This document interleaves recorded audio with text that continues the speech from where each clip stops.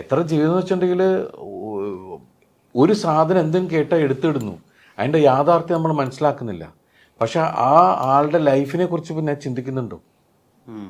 അവർക്കില്ലേ കുടുംബം? നമ്മൾ അതിനെക്കുറിച്ചല്ലേ സംസാരിക്കുന്നത്. അത് ഇത് വരാം, ഇതിന് വിമർശനം ഉണ്ടാവാൻ ചിന്തിക്കാന്ന് വെച്ചിട്ടുണ്ടെങ്കിൽ ഇത് വിമർശിക്കാനല്ല പറയുന്നത്. യാഥാർത്ഥ്യത്തെ നിങ്ങൾ മനസ്സിലാക്കണം, നിങ്ങളൊന്ന് ശ്രദ്ധിക്കണം. എന്ത് ചെയ്യുമ്പോഴും ശരിയായാലും തെറ്റായാലും അപ്പുറത്തൊരു ആളുണ്ട്, അയാൾക്കൊരു കുടുംബമുണ്ട്. അതാണ് നമ്മൾ പറഞ്ഞിട്ടുള്ളത്. അല്ലാണ്ട് മീഡിയേനെ ഒരു തരത്തിലും വിമർശിച്ചിട്ടില്ല ഇതിനകത്ത്, അല്ലേ?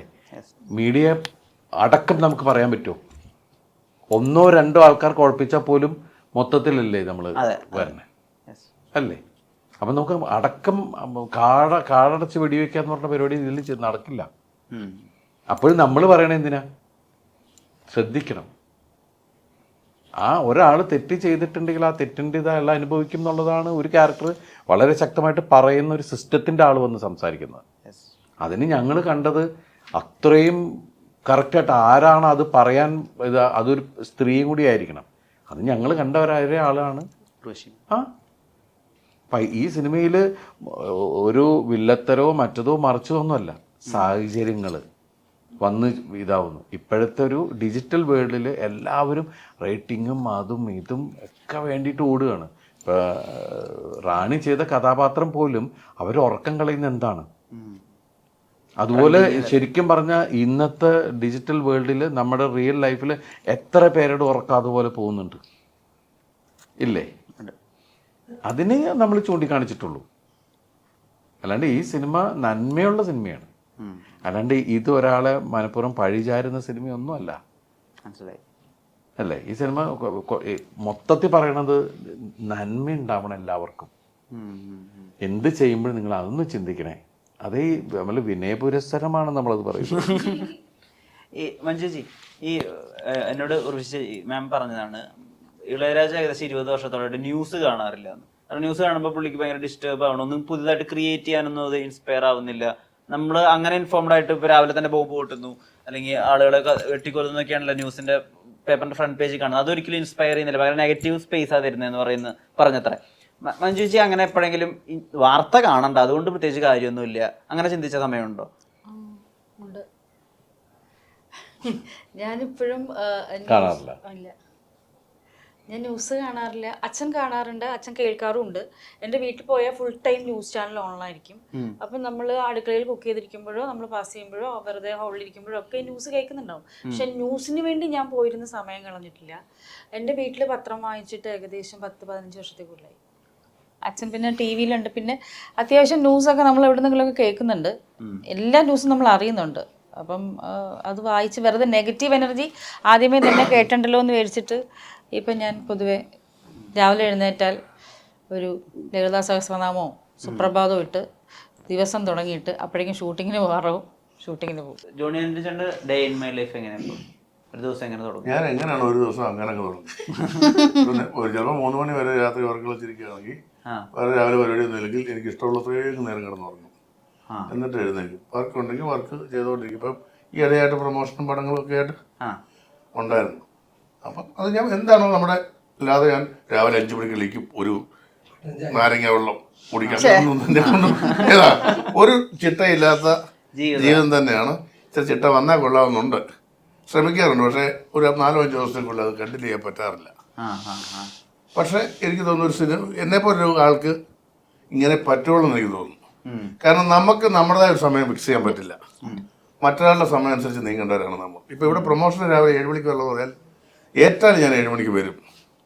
അപ്പം നമ്മൾ ഒരു 2 മണിക്കൂർ ജിമ്മിൽ പോയാലോ എന്ന് വിചാരിച്ചാൽ നടക്കുമോ? അപ്പം നമ്മൾ മറ്റുള്ളവർക്കിടെ ഞാൻ അതങ്ങനെയാണ് ജീവിക്കുന്നത്. നമ്മുടെ സ്വന്തം സ്ഥാപനത്തിൻ്റെ MD ഒന്നും അല്ലായിരുന്നു. അപ്പം നമ്മൾ മറ്റുള്ളവരുടെ ടൂളാണ്. അവർ പറയുന്നത് പോലെ കാശും മേടിക്കുന്നുണ്ട്, വേറെ കാര്യം. ഹാപ്പിയാണ് ഞാൻ. ഈ പ്രവചനങ്ങൾ ഉണ്ടല്ലോ, ഇപ്പൊ ദിലീപേട്ടനോട് ശ്രീവിദ്യാമ്മ പറഞ്ഞിട്ടുണ്ടെന്ന് കേട്ടിട്ടുണ്ട്, വലിയൊരു ഹീറോ ആവും നീ, നന്നായി വരും.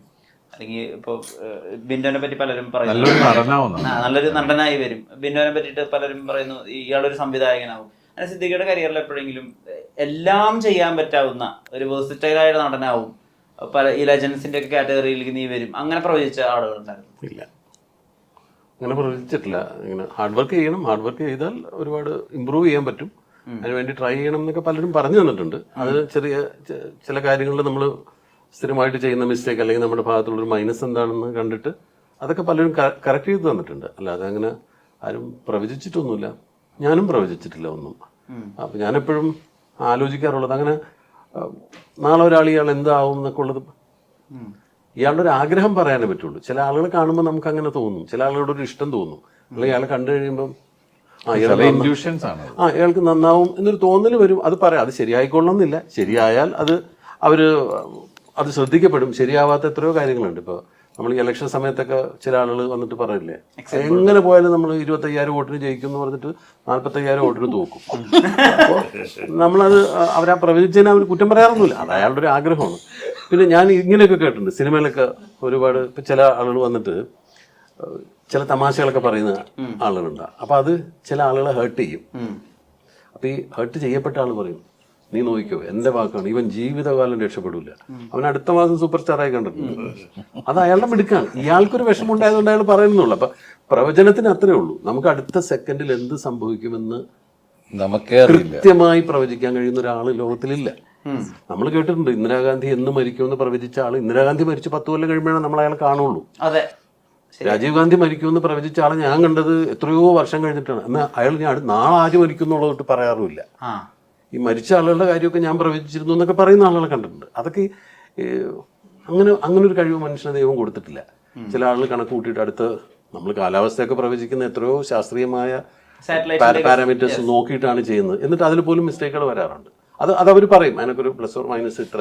കാരണം നമ്മൾ ഈ ഭൂമധ്യരേഖയോട് അടുത്ത് കിടക്കുന്നതുകൊണ്ട് ഇത് പ്രെഡിക്റ്റ് ചെയ്യാൻ പറ്റില്ല എന്നാണ് പറയുന്നത്. വ്യതിയാനങ്ങൾ പെട്ടെന്ന് സംഭവിക്കാം എന്ന് പറയുന്നത്. ആ സമയത്ത് നമ്മളിപ്പോൾ ജർമ്മനിയിലോ അല്ലെങ്കിൽ UK പോയി കഴിഞ്ഞാൽ 6:26 തൊട്ട് 7:34 വരെ മഴ എന്ന് പറഞ്ഞാൽ കൃത്യസമയത്ത് അത് അവിടെ കുറച്ചുകൂടി എളുപ്പമാണ്. നമ്മളുടെ ഈ ട്രോപ്പിക്കൽ കണ്ടീഷൻസിൽ അത് പറ്റും, നമ്മുടെ ഇവിടെ അത് അത്ര പറ്റും. അങ്ങനെ പറഞ്ഞ് കേട്ടിട്ടുണ്ട്. എന്നതുപോലെ വേറൊരാളുടെ ഭാവിയൊന്നും, എന്നാൽ ഭാവി പ്രവചിക്കുന്ന ഒരുപാട് പേരില്ലേ, കൈ നോക്കുന്ന ആളുണ്ട്, അത് വിശ്വസിക്കുന്ന ആളുണ്ട്, വിശ്വസിക്കാത്ത ആളുണ്ട്. പക്ഷെ ഞാൻ വിശ്വസിക്കുന്ന ഒരിക്കലും മറ്റൊരാളുടെ ഭാവി എന്താണെന്ന് വേറൊരാൾക്ക് പ്രവചിക്കാൻ പറ്റില്ല എന്ന് തന്നെയാണ് എൻ്റെ വിശ്വാസം. അതാണ്. പിന്നെ അവരുടെ ഒരു ആഗ്രഹവും അവരുടെ ഒരു പ്രതീക്ഷയും വെച്ചിട്ടുള്ളൊരു കണക്കൂട്ടലുകൊണ്ടാണ് ആ പറയുന്നത്. എൻ്റെ ഒരു നിരീക്ഷണത്തിൽ എനിക്ക് മനസ്സിലായിട്ടുള്ളൊരു കാര്യം, സിദ്ദിഖ് റിയൽ ലൈഫിൽ പറയുന്ന തമാശകളുണ്ടല്ലോ. ഇപ്പോൾ ഒരാൾ 25,000 വോട്ടിന് ജയിക്കുന്നു പറഞ്ഞാൽ എന്തായാലും 40,000 വോട്ടിന് തോറ്റിരിക്കുന്നു പറയുന്ന സമയത്ത് സിദ്ദിഖയുടെ മുഖത്ത് വലിയ ഇമോഷൻ ഒന്നും വരുന്നില്ല, പക്ഷെ നമുക്ക് ആ ചിരി വരുന്നത്. ഇത് കുറെ കാലമായിട്ട് ഞാൻ നോക്കിയിട്ടുണ്ട്. ഇപ്പൊ ഒരു മാഷ് സാറിനോട് ചോദിക്കുന്നു, ഈ പൈപ്പുകളെല്ലാം സിലിണ്ടറിക്കൽ ഷേപ്പിൽ എന്താണ് ഇരിക്കുന്നത്. അപ്പൊ സിദ്ദിഖ് ഒരു ഭാവമാറ്റം ഇല്ലാതെ അദ്ദേഹത്തിനോട് പറയുന്നത്, അത് ഞാനല്ല ഉണ്ടാക്കിയത്, അത് അയാളോട് ചോദിക്കണോ എന്നുള്ളത്. ഇതൊരു എക്സ്പ്രഷനും ഇല്ലാതെ പറയുന്നത്. ഈ എക്സ്പ്രഷൻ ഇല്ലാതെ തമാശ പറയുന്നതാണ് വർക്കുന്ന എങ്ങനെ മനസ്സിലായി? എക്സ്പ്രഷൻ ഉണ്ടെങ്കിൽ കാശ് കൊടുക്കണം. അല്ല, കൂടുതൽ എൻ്റെ എക്സ്പ്രഷൻസ് വരുന്നത് മറ്റുള്ളവർ തമാശ പറഞ്ഞ് കേൾക്കുമ്പോഴാണ് നമുക്ക് കൂടുതൽ ചിരി വരിക. നമ്മളിത് പറയുന്നത് ഒരു തമാശ ആവണം എന്ന് ഉദ്ദേശിച്ചിട്ടല്ല. അത് ആ പറയുന്ന കാര്യത്തിന് മറ്റയാളുടെ മനസ്സിലേക്ക് കയറാനായിട്ട് ഇങ്ങനെ പറഞ്ഞാൽ കുറച്ചും കൂടെ അയാളുടെ മനസ്സിൽ തറക്കും എന്നുള്ളൊരു ഫ്രാക്ഷൻ ഓഫ് എ സെക്കൻഡ് കൊണ്ടുള്ളൊരു തോന്നലുകൊണ്ട് അങ്ങനെ വരുന്നതാണ്.